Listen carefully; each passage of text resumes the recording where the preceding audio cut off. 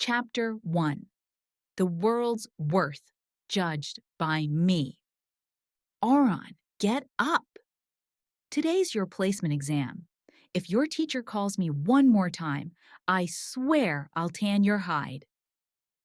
Auron jolted awake and sat up, eyes darting to the woman standing in the doorway holding a wooden spoon. He answered on instinct. Got it, Mom. I'm getting up.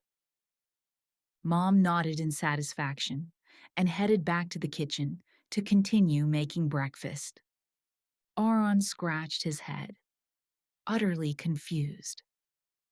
A salaryman making 3,500 Iri a month has a placement exam?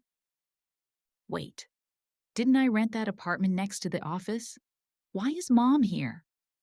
He got up, planning to go ask her why she'd come all the way over to make him breakfast today. On his way out, his eyes caught the full-length mirror inside the wardrobe. Hold on.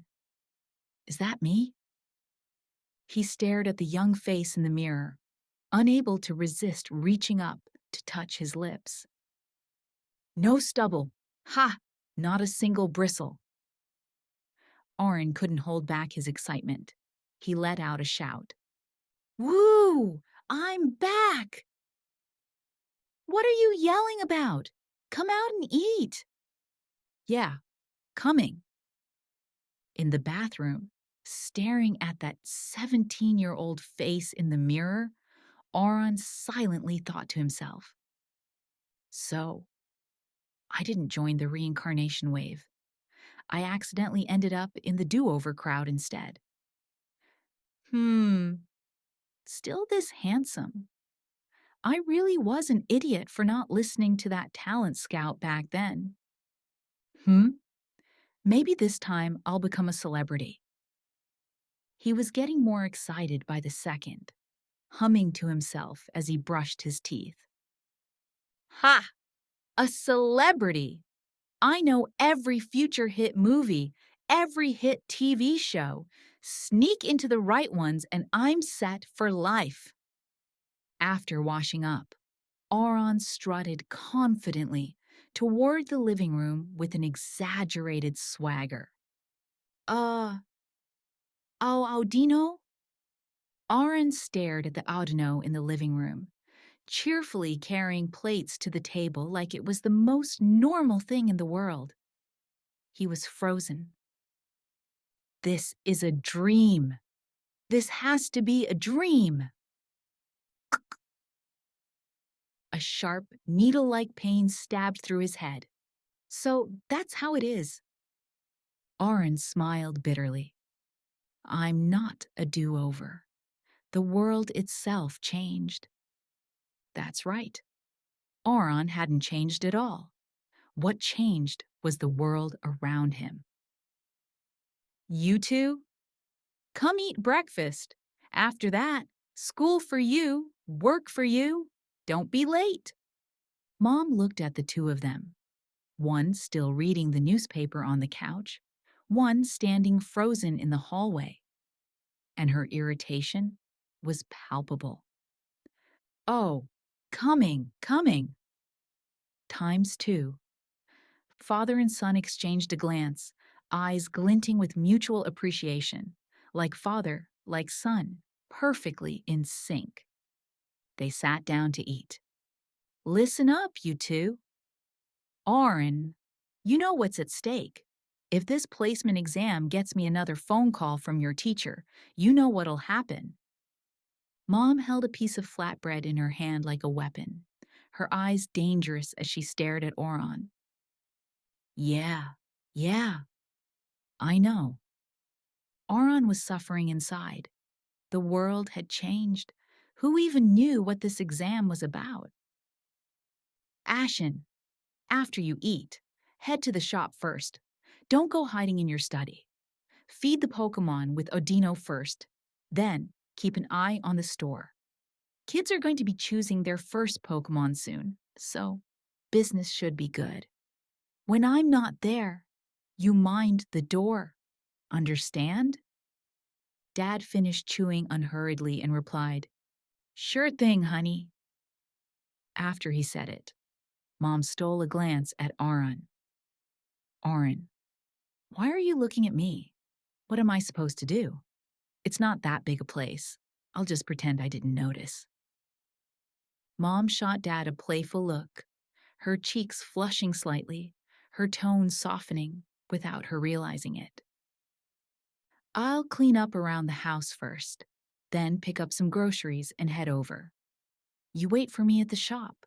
I won't be long." Okay. I'll wait for you." "Dad, Mom, I'm done eating. I'm heading to the academy." Unable to take any more, Auron bolted from his seat, snatched his bag, and made a break for it. "Hey, slow down and do your best on the exam." "Got it." That kid. Walking to school, Auron silently sorted through the new memories flooding his mind. Oreos was still Oreos. The world's power structure was the same. But here, the great nations didn't have nuclear weapons. They had pacts, forged with Tier 1 legendary Pokémon. And there were only 5 nations in the world that had established such pacts. They were Arios, bound to Rayquaza; Crystara, bound to Eviltal; Farron, bound to Regigigas; Tideswell, bound to Lugia. Then there were the smaller nations with their own legendary packs. Voltica had Zapdos. Its neighbor Pyralis had Moltres. The two glared at each other constantly, and thank Arceus that Articuno stayed in the frozen northeast and rarely came out. Otherwise, full-scale legendary bird war. Maristella had Latios and Latias, though the Eon twins mostly stayed in Aquapolis and minded their own business. Then there was Lunara, always desperate to sit at the big nation's table. Their pact legendary was Cresselia. Lucky for Lunara, Cresselia had no idea she was expected to stand toe-to-toe with Rayquaza and Eviltal. If she found out, she'd have flown off a long time ago.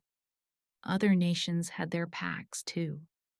Even the smallest country in the world had an Uxie. Ironvald had Registeel, Glaciera had Regici, Tarok had Regirock, and so on. There were also legendaries that rarely appeared before humans. Kyurem was said to lurk deep within the Frost Peak range. Some claimed Ho-Oh had been spotted near Ember Hollow. And then there were the ones that roamed freely, answering to no one: Suicune, Entei, Raikou, and the Swords of Justice. "Hey, Auron, why are you up so early today? I never run into you at this hour." A boy charged up from behind and slung his arm around Auron's neck. "Placement exam today.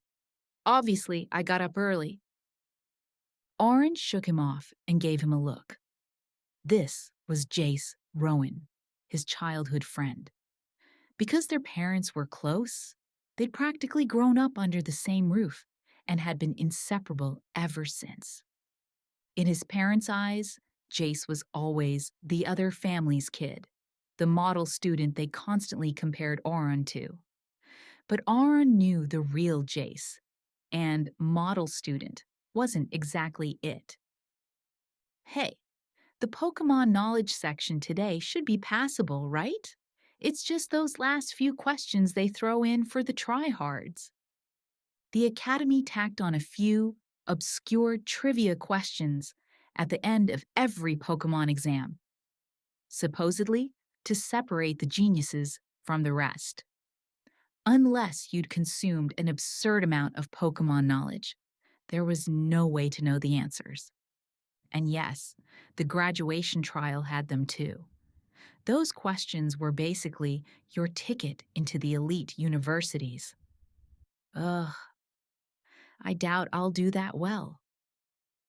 Auron was worried.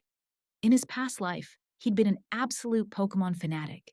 He'd played every game, official and fan-made, watched every anime episode and movie, read every manga more times than he could count. He'd even been a decent content creator on the side, editing Pokémon videos as an escape from the soul-crushing salaryman life. Had a respectable following, too. But who knew if any of that applied here? No big deal. If we sit close enough, I'll help you out. Jace said it, with his arm already back around Auron's shoulder. Auron pushed him off, a habit at this point. Fine. Guess I'll just have to deal with it. Oh, right.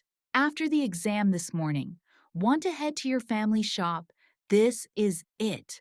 We can finally pick our first Pokémon today. You know what you want? Jace was practically vibrating with excitement. This was it. The last placement exam of their final year, 3 months before the graduation trial. Starting today, every student could choose their first Pokémon and begin training. You could pick a newly hatched Pokémon or an egg. Eggs meant a deeper bond with your partner, but you couldn't check the stats until it hatched. 3 months to raise it, then the practical exam, written and practical. 50-50, your entire future riding on it. I haven't decided. What about you?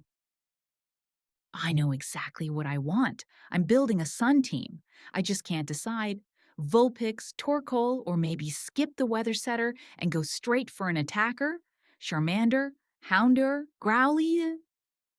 Jace counted on his fingers, agonizing over each option. If you ask me, go with a strong attacker first. Pass the exam. But Charmander's expensive and Growlithe's rare. Most of them are with the Rangers. You sure? Auron gave Jace a strange look. Man, I'd want a Growlithe too. Oh, wait! My aunt! Her Arcanine just had pups. She asked if I wanted one. I'm still deciding. Are you kidding me? Auron nearly jumped out of his skin. He smacked Jace on the head. Once. Twice. Growlithe! Obviously! 555 base stats after it evolves. Strong and cool. Every Sun team needs an attacker like that. What's there to even think about? This is even a question? What? You think some Legendary's just gonna show up and pick you? Fine, fine. I'll call my aunt this afternoon then. Jace conceded. He'd take the Growlithe egg. Arcanine could set up Sunny Day on its own anyway. He could grab a dedicated weather setter later. So, what about you? Know what you want? If you're going Sun Team, then I'll go Rain Team. Screw you! The two of them broke into a shoving match right there on the road, laughing and roughhousing all the way to school, back at the Vale home. Honey, I'm heading to the shop. Dad finished his breakfast, set the newspaper down on the coffee table, called out to Mom in the kitchen, and got ready to leave. All right, you go ahead. I'll be there soon. Okay. Dad walked out the door. On the coffee table, the newspaper lay open. The headline, printed in bold black text, faced upward. Experts warn. A new mystery zone may appear in the outskirts of Ventura. Citizens are urged to prepare accordingly.